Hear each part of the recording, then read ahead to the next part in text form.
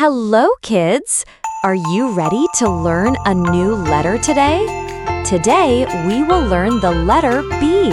Say it with me. B for beach.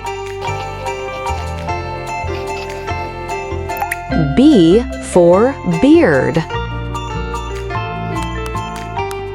B for belt. B for bench. B for blanket. B for blackboard. And a big red apple. Yay! B for bloom. B for broom. B for bubble. B for button. Awesome job, kids! Today we learned many words with the letter B.